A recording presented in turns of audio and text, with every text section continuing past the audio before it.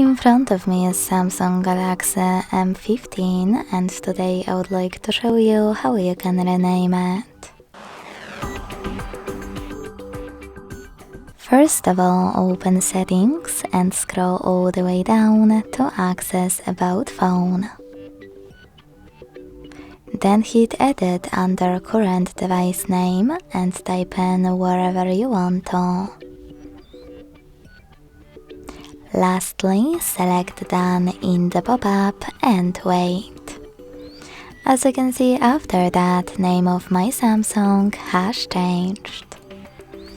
Thanks so much for watching. If you enjoyed this video, don't forget to leave a like, comment and subscribe.